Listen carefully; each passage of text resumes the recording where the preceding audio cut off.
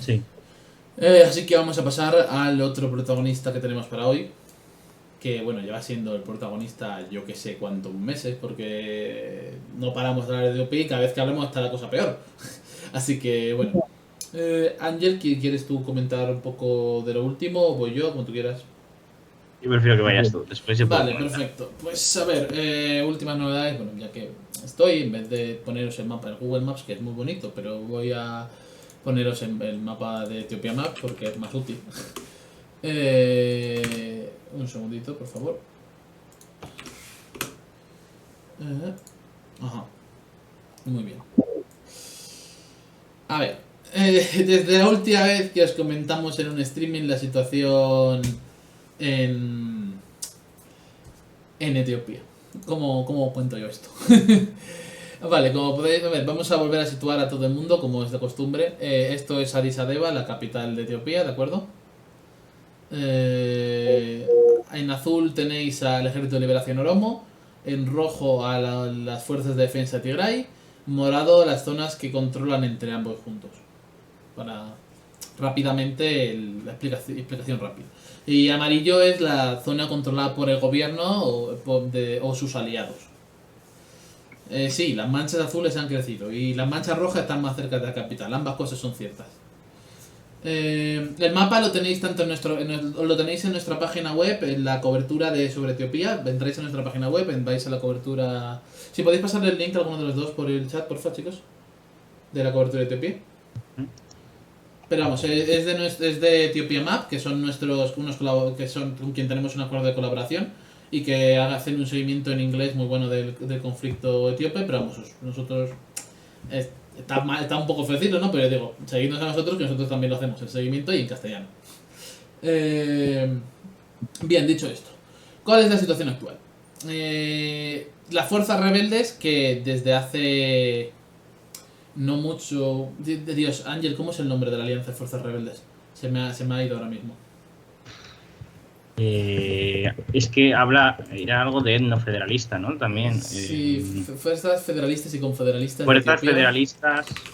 Un segundo, perdonadme chicos, pero es que los nombres de los grupos rebeldes africanos Estaba y abriendo el yo hilo para sí, mirar. sí, gracias. El Frente Unido de Fuerzas Federalistas y Confederalistas de Etiopía. Gracias.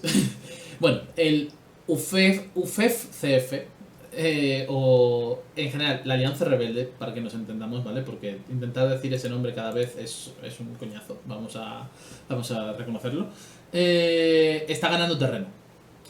A día de hoy está claro que el OLA y el TDF son los únicos dos miembros reales de esa alianza, ¿vale? Todo lo demás son o títeres, como me parece en el caso de los Agao y los Kemer en Anjara, o fuerzas que no tienen aparentemente mucho control real sobre los territorios de sus correspondientes estados federales, aunque este es el tipo de cosa que puede cambiar del día a la noche.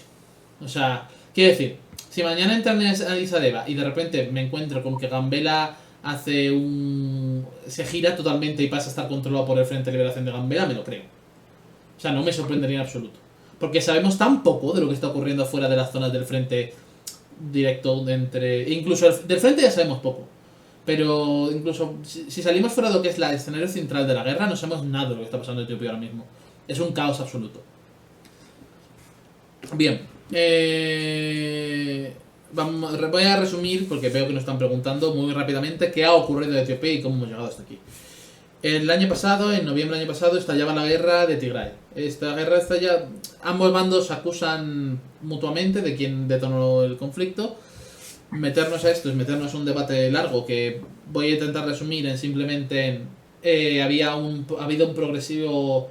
Desde la llegada del actual primer ministro etíope al poder, Abiy Ahmed, que es Nobel de la Paz, por cierto, y por un dato reseñable, teniendo en cuenta las circunstancias posteriores del país,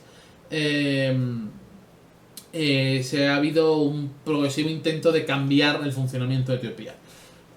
Muchos aspectos. Ha habido un giro hacia la creación de una identidad, por así decirlo, de ciudadano etíope, más allá de las tradicionales etnias que componen el país.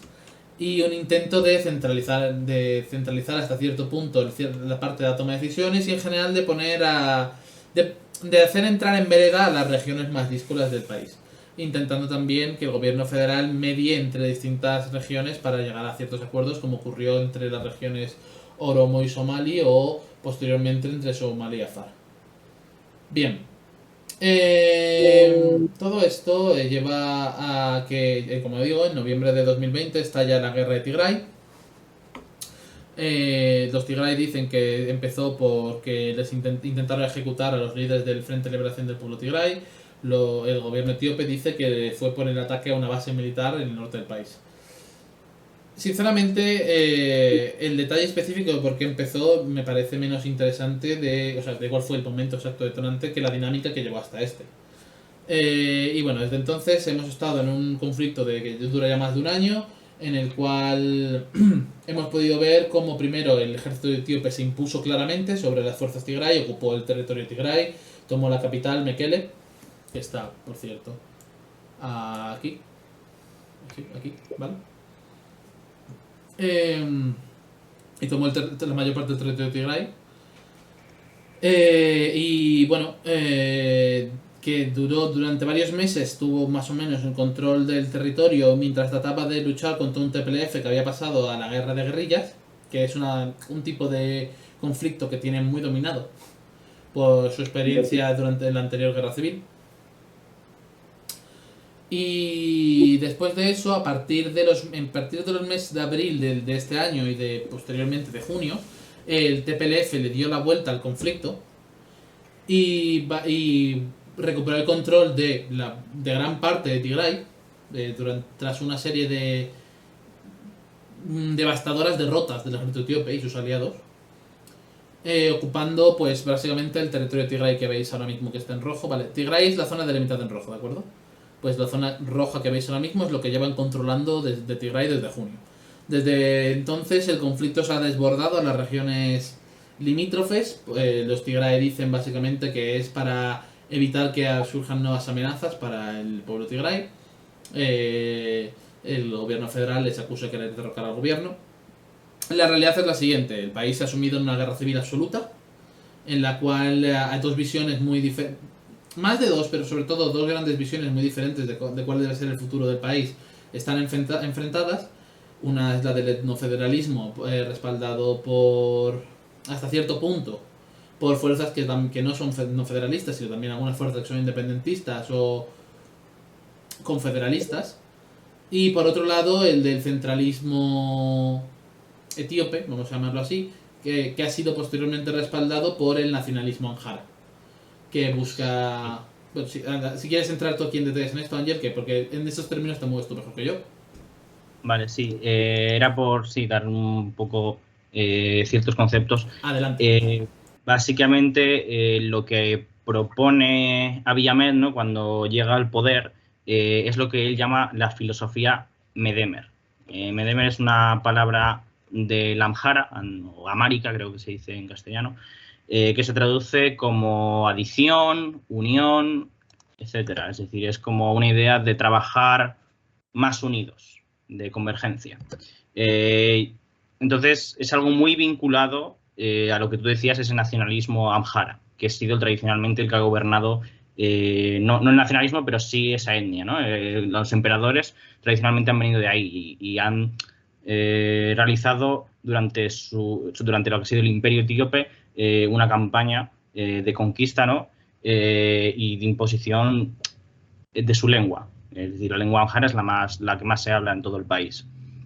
Entonces, lo que trae Abiy Ahmed es como una nueva filosofía que se basa en ese nacionalismo panetíope, que busca construir una nueva identidad nacional más fuerte en una Etiopía que abandone ese federalismo, ¿no?, esa ideología que se impuso después de la anterior guerra civil, y que traiga una nueva idea de Estado conjunto, en el cual ya no haya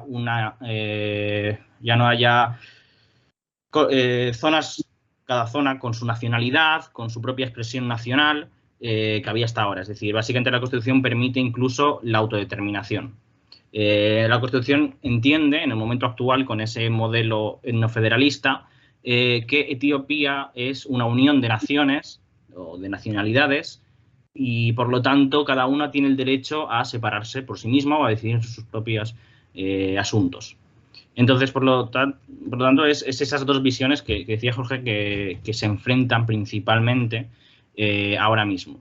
Y Abiy Ahmed bastante revolucionario en ese sentido porque este nuevo, lo que también llaman llamado nacionalismo cívico, que trae, cambia bastante pues todos los esquemas que se han construido hasta este momento.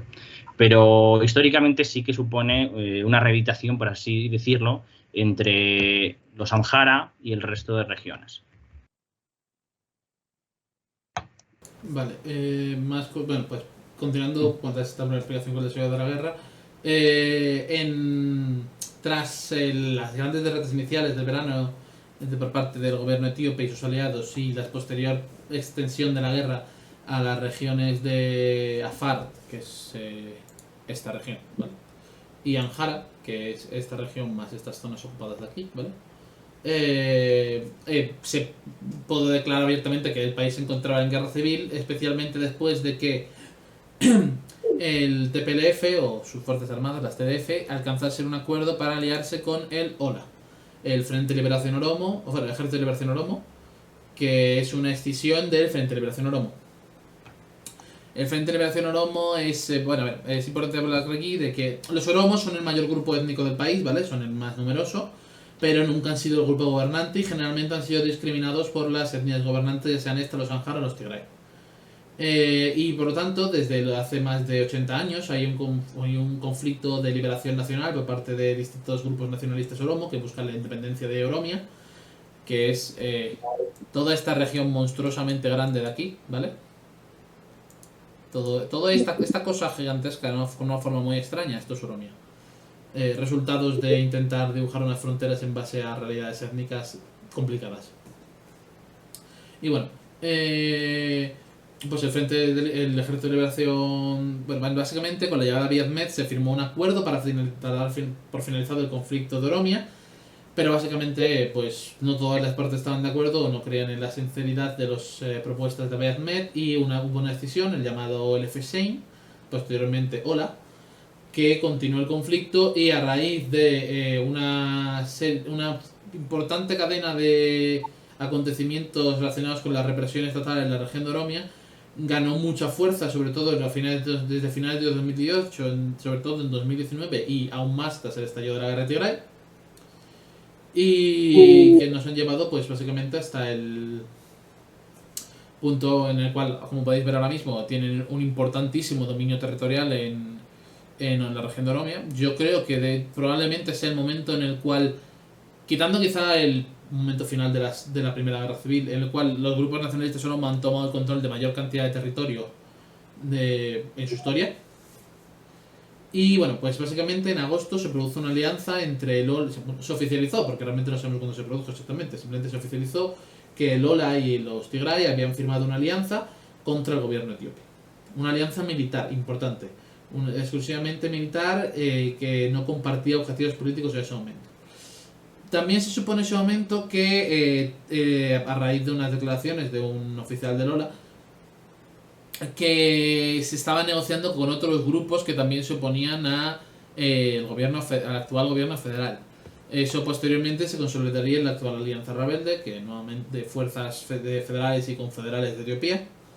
Y nos lleva a la situación actual en la cual nuevamente continuamos diciendo las únicas fuerzas reales, al menos significativas en número y en la capacidad de amenazar al gobierno etíope, son los Tigray y los Oromo, pero en la cual hay otros 7 grupos, si no recuerdo mal, Ángel, ¿son 7? Aparte de Lola y el... Sí, son 7. Sí. Son 7.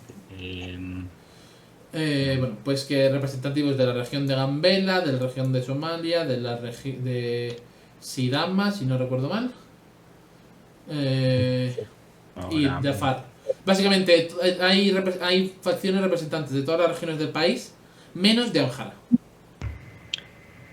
¿Vale? Sí, porque de Amhara lo que hay es como dos minorías, ¿no? Internas de Amhara, correcto, que participan. Dos minorías, los Agau, que están presentes en esta zona, y los... no me acuerdo su nombre ahora mismo, pero Timán. Timán, sí, creo que es el pueblo Timán, que están presentes en esta zona. en general, por toda esta región del lago Tana. O sea, principalmente creo que están concentrados al sur de Gondar, pero por toda esta región. Este detalle es importantísimo, este detalle es súper importante. El hecho de que los Amhara no estén representados en esta alianza rebelde significa que no van a estar representados en un gobierno de transición ante una hipotética caída del gobierno etíope, y por lo tanto que va a haber un antagonismo inmediato e inherente entre los Amhara y esta nueva autoridad federal. Especialmente porque está claro con esta alianza rebelde, que incluye varias minorías dentro del territorio Amhara, que hay una enemistad, hay una animosidad presente contra el actual gobierno de la región Amhara. Entonces, la guerra se ha seguido desarrollando desde estos meses, y hemos llegado al punto actual en la cual básicamente, últimas noticias así, rápidamente, todos los países que tienen presencia en... Todos los países que se os puede ocurrir que suelen tener presencia en países extranjeros están pidiendo a sus ciudadanos que abandonen el país de inmediato. Se está preparando, Estados Unidos se ha hecho saber que está preparándose para una potencial intervención con fuerzas especiales en Addis Abeba para rescatar a su personal diplomático en caso de que los rebeldes tomen la ciudad, lo cual es una realidad cada día más posible. El país está a efectos prácticos al borde del colapso. No me parece que haya que darle medias tintas a estas alturas. No veo... Ya lo hemos discutido mucho internamente en Descifra, y hemos tenido debates en varios streams anteriormente, hemos tenido también invitados para discutirlo. Pero el futuro de Etiopía está en entredicho. No voy a decir con plena seguridad en este momento que vaya a disolverse mañana, pero ni mucho menos. Pero desde luego creo que hay lugar a cuestionarse si dentro de un año seguirá existiendo Etiopía. O quien dice dentro de un año dice dentro de 5, porque habría que hacer referéndums y cosas varias, ¿no? Pero que para cuando termine esta década que exista Etiopía no es una certeza ahora mismo. Para nada. Desde luego no una Etiopía con las fronteras que conocemos actualmente. Creo que eso al menos me podrás conceder, Ángel, que sé que tú siempre has sido un poco más conservador que yo respecto al futuro. Sí, es decir, hasta ahora pensaba así, pero la verdad es que he escuchado a otra persona que sabe bastante de la región, un historiador. Y bueno, no sé, él tiene la opinión de que de alguna forma u otra Etiopía se va a mantener unida, porque como que por su tendencia, por su forma territorial y su historia, hay una tendencia a esa centrípeta, ¿no? Pero bueno, no sé, me pareció interesante. Para mí, vale, cuestiono así rápidamente que hay una cosa llamada Eritrea que te lleva a la contraria, y otra cosa llamada Ogaden que no estaba ahí hace 40 años, ¿vale? Bueno, hace 40 sí, pero me entiendes mi punto, que no siempre estaba ahí. Así que... Ya. No, a ver, sigo estando de acuerdo en que es bastante probable que vaya a haber cambios territoriales en Etiopía. Bien, dicho eso, ¿qué esperamos en el futuro inmediato? Los rebeldes van a empezar a atacar a Addis Abeba probablemente desde que termine el año. Antes de que termine el año, no estoy haciendo otra cifra. Estoy hablando de los próximos 40 días. Yo creo que eso es bastante probable. Somalia tiene que ver en este conflicto, ya que nos estáis preguntando al respecto. Ahora podemos ir con eso si queréis. ¿Qué más cosas? El primer ministro Abiy Ahmed ha anunciado que va al frente, personalmente. Hay que ver hasta qué punto esto es simplemente voy al frente, me hago una foto y me vuelvo a mi casa. No parece, porque ha nombrado un primer ministro en funciones. Bueno, pues esa parte no, fíjate, eso todavía no he enterado. Sí, es que creo que no se hace mucho. De Meke Mekonnen, el de un líder árabe musulmán. Eso es interesante de muchas maneras diferentes, pero ahora vamos a ir con eso. Mi punto aquí era que la última vez que un líder africano se fue al frente, en el último año, no acabó muy bien. Chad. Hay que ver cuál es el futuro del propio Abiy, que sinceramente creo que algo que coincide universalmente todo el mundo es que acabe como acaba este conflicto. El tiempo de Abiy como primer ministro se está acabando. Bueno, y si se ha nombrado un primer ministro en funciones, quizá es aún más exagerada esa concepción, probablemente. Pero lo cierto es que por mucho que está habiendo presión internacional para alcanzar unas negociaciones y parar el conflicto, yo no veo cómo este puede parar a estas alturas sin una resolución fatídica, al menos de Abiy. Otra cosa es de la perpetuidad en el tiempo de Etiopía como conjunto. Eso sí, por supuesto. Yo creo que el hecho de que vaya al frente es una muestra de que es la última bala. Sí, eso pienso yo también. Y bueno, eso, que veremos una batalla de Addis Abeba y haremos un streaming especial cuando haya una batalla de Addis Abeba, probablemente. Igual que lo hicimos con la caída de Kabul, para hacer el símil. Y nuevamente voy a decir lo que digo siempre, el conflicto de Etiopía es el más sangriento y probablemente el más importante que hay en marcha ahora mismo. Prestad atención. Sé que es difícil porque la prensa generalista no dice nada respecto a Etiopía, pero seguidlo con nosotros porque verdaderamente es un conflicto, es un país enorme que tiene igual que decíamos antes que Ucrania es enorme, Etiopía también es enorme, y no solo territorialmente, sino porque realmente en África no lo es tanto en ese sentido, sino también en las implicaciones regionales, en la importancia y que es básicamente era el pilar de estabilidad de una región que no es precisamente estable. La desintegración de Etiopía o su desestabilización general no augura un futuro alegre para el Cuerno de África de ningún modo. Y con esto podemos, por ejemplo, enlazar con lo que estamos hablando de que nos preguntabais de Somalia. Somalia participa en la guerra, indirectamente, con voluntarios, pero hay tropas somalíes luchando que han estado luchando en el lado etíope, del gobierno etíope. Lo cual siempre ha tenido su problemática por esto de que Somalia y Etiopía tienen disputas territoriales. Por Ogaden, básicamente. Si quieres hablarte un poco de la situación general en Somalia, Ángel, porque sé que es un tema que siempre te ha gustado. A ver, yo creo que también, al igual que con Etiopía, es interesante, además, teniendo en cuenta lo que ha pasado en Afganistán, es interesante dar otra señal de advertencia en Somalia, porque después pillará por sorpresa a mucha gente, ¿no? Y será, uy, ¿qué ha pasado aquí de nuevo? La situación de Somalia del gobierno es muy parecida a la del gobierno de Afganistán, es decir, es un gobierno que se mantiene por las fuerzas internacionales y que en cuanto haya esa retirada esperable y que no falta mucho de la coalición, la misión de la Unión Africana en el país, la misión, es muy probable que veamos una situación parecida a la de los talibanes. Porque Al-Shabaab es una fuerza que, pues igual que los talibanes por debajo, en el campo, en lo que es el territorio rural, tiene una presencia enorme y que es que el gobierno no puede mantener su fuerza ni su influencia y eso se está viendo repetidamente. Ya no es el hecho de que tienen control efectivo, se calcula, del 30% del territorio del país, sino que tienen influencia sobre el 80% del país. Es cuestión de que Al-Shabaab tiene una presencia en la capital del país, en Mogadiscio, que casi supera la del Estado.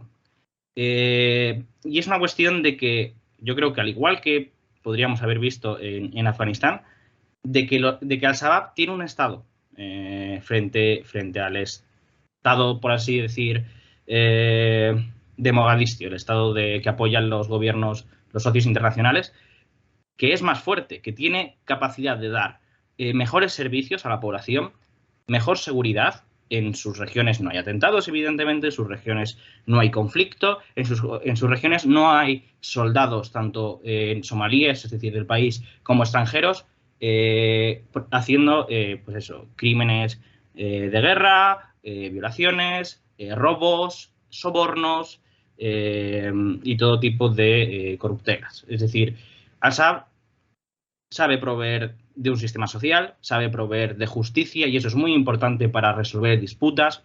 Al-Shabaab tiene control sobre redes de comercio en las cuales cobra impuestos a muchos empresarios locales y por lo tanto en lo que es el centro del país, el centro y el sur del país, en Puntland quizá hay mayor control porque al final Somalia es un estado federal y lo que es la región de Puntland, por ejemplo, sí que hay más control.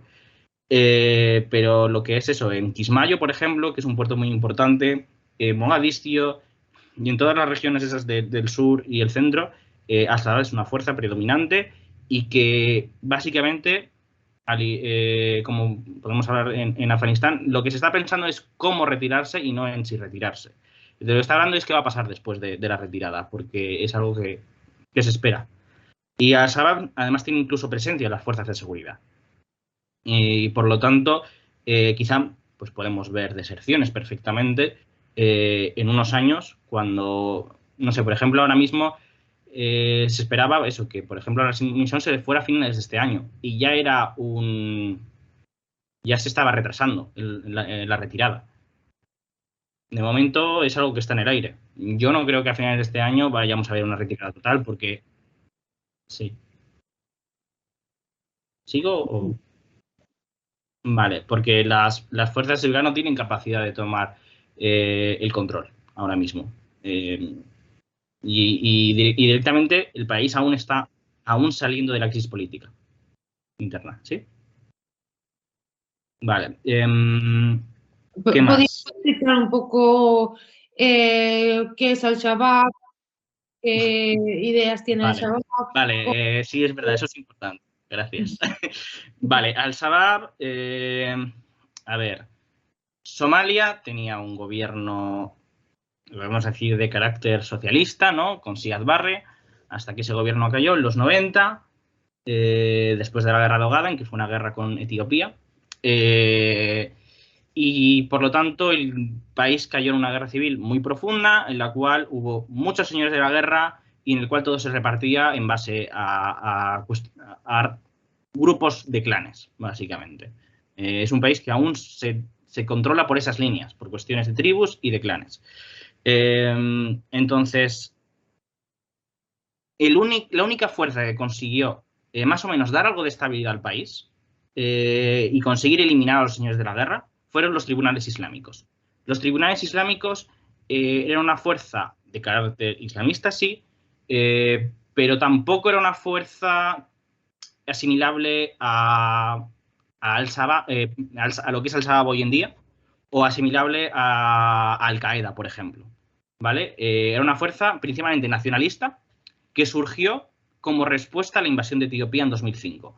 Etiopía invadió el país, básicamente, para dar estabilidad. Etiopía era el principal socio de Estados Unidos en la región, y lo ha sido históricamente, hasta la situación actual.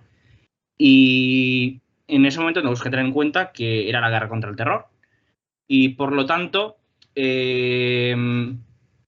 cuando Etiopía invade el país y consigue quitar a los tribunales islámicos del poder, que habían conseguido tomar Mogadiscio, etcétera, ahí hay una respuesta aún más nacionalista y de ahí surge Al-Shabaab, ¿vale?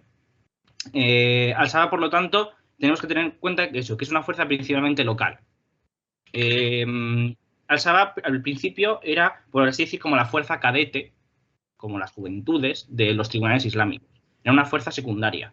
Pero a partir de entonces empiezan a tomar mucha fuerza y salían con Al-Qaeda como brazo regional. Pero mantienen, como es típico con Al-Qaeda, mucha autonomía, como los talibanes en Afganistán.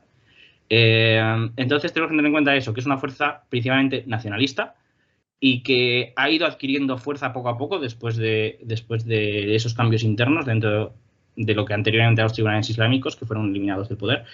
Y ahora mismo son una fuerza que, al igual que los talibán, yo creo que pueden llegar a alcanzar el poder, y lo que se van a centrar es en gobernar Somalia. No van a ir más allá. Aunque evidentemente hay que tener en cuenta que Somalia tiene reclamos territoriales, y eso es importante. Es decir, tenemos tanto la región no reconocida independiente de Somalilandia, tenemos Ogaden, que ya ha habido una guerra por Ogaden, como ya hemos dicho, que es una región de etnia somalí de Etiopía, y también tenemos parte de Kenia, el norte de Kenia, y regiones que son también de etnia somalí, pero pues eso, son de este país. Y ahí ha habido conflicto porque es una población bastante marginalizada, pero ahora mismo la cuestión está bastante controlada. Ha habido bastantes acuerdos, se les ha dado mayores recursos, pero una llegada de Al-Shabaab al poder cambiaría bastante la situación regional, evidentemente, y yo creo que van a coger mucha inspiración y van a ver muy de cerca lo que está ocurriendo en Afganistán. Y eso hay que tenerlo en cuenta. Pero Al-Shabaab no hizo ataques en Kenia, ¿o estoy equivocado? ¿O tuvieron...? Sí. Vale. Sí, han hecho bastantes ataques en Kenia, especialmente contra hoteles internacionales, y tenían también, sobre todo durante ciertos años, brazos, es decir, como células, tanto en Kenia como en otros países de la región.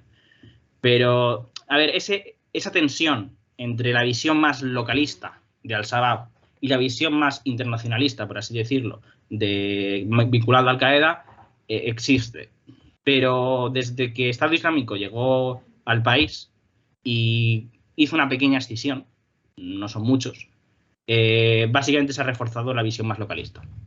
Estado Islámico, no sé si fueron 200, 300 soldados los que de Al-Shabaab, combatientes, que se escindieron de la organización y se fueron a combatir bajo esa visión más global del islamismo. Entonces, Al-Shabaab tiene una política contra Estado Islámico muy dura. Es decir, no permite ningún tipo de simpatía, es la pena de muerte, y los combate ferozmente. Y por eso el Estado Islámico no tiene prácticamente fuerza en el Cuerno de África. Pero...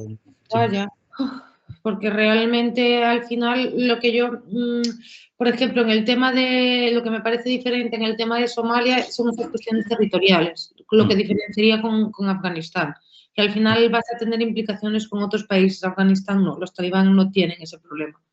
¿Y qué van a hacer con Somalilandia? O sea, quiero decir, ¿podrían llegar a...? A ver, depende... Claro, es decir, primero tendríamos que ver si ganan al poder. Y si ganan al poder, tendríamos que ver qué política toman. Si toman una política más pragmática, una política más nacionalista. Yo veo difícil que se atrevan, en principio, a tomar una política de carácter expansionista por las implicaciones que eso tendría. Yo creo que intentarían consolidar su poder. Sobre todo porque, a diferencia de con los talibán, esto sí que es cierto, Al-Shabaab sí que tiene más rivales, por así decir, internamente, que le pueden disputar el poder. Es decir, está el gobierno, ¿no? El gobierno reconocido internacionalmente, pero como te diría cualquier persona que sepa un poco de Somalia, está mantenido por esos socios, no se mantiene por sí mismo. Pero sí que existen otras fuerzas paralelas al Estado, como por ejemplo milicias sufís. Hay unas milicias sufís muy importantes porque en Somalia hay una tradición sufí histórica que, aunque es minoritaria, es más importante que, por ejemplo, en Afganistán, ¿no? Bueno, en Afganistán son los chiíes, ¿no? Pero bueno. Esa tendencia sufí localista que hay allí tienen milicias y combaten al Shabaab específicamente y controlan regiones. Por ejemplo, en Galmudug, si no voy mal, los últimos años ha habido bastantes combates y eso pues ya en sí mismo es una fuerza que puede hacer frente al Shabaab. Y aquí sí que es verdad que hay una diferencia de que Al-Shabaab es una organización de carácter más islamista que eran los tribunales, a diferencia de los tribunales islámicos. Los tribunales islámicos eran una fuerza más moderada que principalmente lo que buscaba como programa era eliminar a los señores de la guerra. Pero Estados Unidos, con el apoyo de Etiopía, los sacó del poder porque tenía esa política de campaña con el terror de no aceptación de ningún tipo de fuerza islamista. Me gustaría aprovechar para preguntarte, Angel. Ya sabes que mis opiniones sobre el escenario etíope, así que no puedo, mirando el mapa como estoy, no puedo evitar pensar en un hipotético escenario en el cual Al-Shabaab crece. No vamos a hablar de que toma el poder en Somalia, ¿vale? Pero que simplemente su influencia crece aún más notablemente y quizá llega, yo que sé, al punto al cual estaban los talibanes a principios de este año y controla efectivamente la mitad del país, o desde luego todas las zonas rurales y llega a algunas ciudades grandes potencialmente.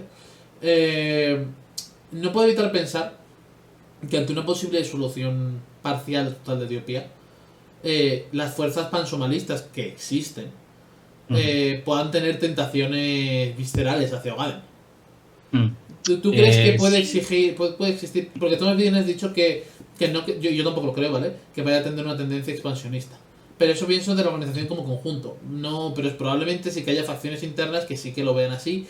Y desde luego posiblemente otros grupos somalíes más allá del Al-Shabaab que puedan tener esa visión, porque al fin y al cabo si el antiguo opresor, porque sé que en Somalia tiene una percepción de Etiopía como un opresor que les ha robado territorio y ahora está apoyando un gobierno ilegítimo y en la cual con sus tropas comete todo tipo de tropelías, vamos a decir, de la manera más suave posible en territorio somalí, porque se les acusó de todo tipo de crímenes a las tropas etíopes en Somalia que están aparte de la Amisom.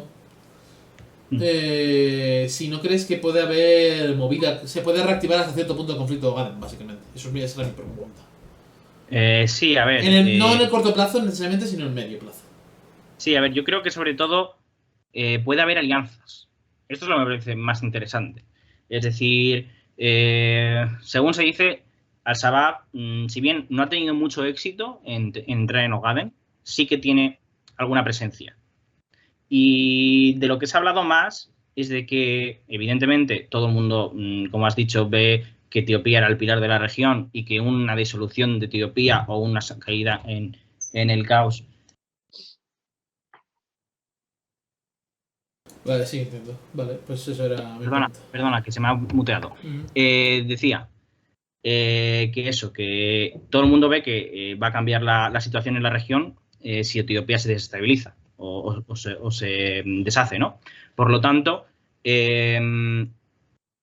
todos están pensando en estrategias de cara a qué ocurrirá con eso, ¿no? Y Al-Shabaab no es menos, evidentemente. Por lo tanto, lo que se dice es que Al-Shabaab está quizá manteniendo contactos con ciertos líderes somalíes de Ogaden de cara a lo que pueda ocurrir, ya sea algún tipo de alianza de carácter diplomático o militar. Y ahí es donde yo veo las posibilidades de ese carácter pansomalí que tú decías, de que se creen alianzas, pero no que se lleve una política exactamente de anexión militar o expansionista en ese sentido, sino más de acuerdos diplomáticos.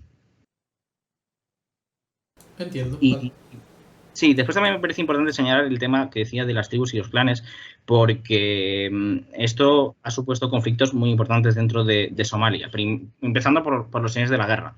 Pero, por ejemplo, por señalar algo específico, los principales políticos que gobiernan en Somalia hoy en día son de clanes que tienen un prestigio social bastante alto, ¿no? Es decir, son de las élites tradicionales. Mientras que Al-Shabaab, por ejemplo, lo que utiliza o lo que explota en este sentido es poner en altos cargos a personas de clanes más inferiores y que se ven marginalizados socialmente. Entonces, eso es un elemento importante que Al-Shabaab utiliza dentro del nacionalismo somalí frente a la visión más elitista que hay hoy en día en la política somalí. Entiendo. Vale, pues no sé si alguien quiere... Nos decís alguna pregunta muy general. ¿Qué se espera de la región en el futuro? Pues, es difícil, como vosotros mismos decís, Yemen cómo está, Etiopía cómo está, Somalia cómo está, Sudán con el nuevo golpe de estado, el otro precedido del anterior, y las protestas masivas contra los posibles acuerdos interélites, etcétera, pues es difícil hacer una predicción precisa de lo que pueda ocurrir a nivel regional. Desde luego, lo único que puedo decir claro es que, al menos yo, no sé qué irán a pensar aquí mis compañeros, si Etiopía sigue por el ritmo al que le veo, la región solo le espera más y más inestabilidad. Y bueno, respondo muy rápido a una pregunta que acaba de surgir. Djibouti tiene un papel de mero espectador. Yo no diría tanto. Y desde luego Djibouti es uno de los grandes perjudicados de lo que está ocurriendo ahora mismo. Un ejemplo de ello es que el conflicto entre los somalíes y los afar en Etiopía, que lo hay, ya le ha salpicado. Ya ha habido progromos y enfrentamientos entre los grupos étnicos dentro del territorio de Djibouti. Y eso solo puede ir a más. Eso solo puede ir a más si la situación continúa deteriorándose y si los conflictos se agravan y si Etiopía se vuelve cada vez una realidad más difusa. Y bueno, eso, ¿qué opináis los demás? ¿Qué creéis que se espera del futuro de la región? Yo creo que sí, que es decir, vamos a tener cambios muy importantes dentro de la región, que vamos a tener que observar, y yo creo que por un lado lo veo muy factible lo que estoy diciendo de que Al-Shabaab llegue al poder, pero evidentemente lo importante sobre todo va a ser Etiopía y va a haber una reconfiguración y yo creo que Abiy está perdido, claramente. El tema es, yo en principio, por otro lado también está el tema de la influencia de Estados Unidos y qué capacidad va a tener de seguir teniendo la influencia que ha tenido hasta ahora, porque la política de la región ha estado marcada por esa omnipresencia de Etiopía con la tradicional alianza con Estados Unidos. Y eso va a cambiar, yo creo. Yo creo que van a entrar sobre todo nuevos actores regionales también. y por lo tanto se va a convertir en una región bastante distinta como la ha sido, pues eso, no sé, por ejemplo, los 2000. Yo la verdad es que, bueno, es una región que no la controlan más mis compañeros, pero por lo que estáis hablando, por lo que voy leyendo, a mí también me parece que Etiopía como Estado es probable que deje o que cambie su forma. Básicamente porque lo que pasó con Afganistán, a pesar de que era también una cosa que anunciada, pues en ese aspecto me hizo ser menos conservador en mis opiniones. Y sí, claro. O sea, imagínate, ¿no? O sea, que yo pensaba que no iba a ser tan pronto, pero bueno, al final en 9 días pasó.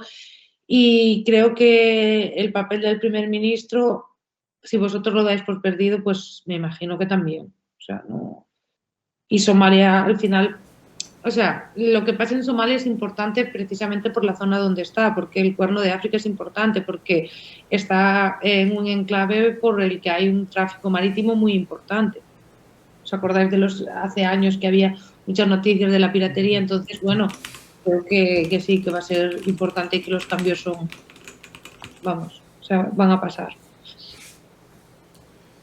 Y bueno, no sé si queréis añadir algo más, si no creo que podemos irlo dejando por aquí. ¿Algo de Sí. verdad?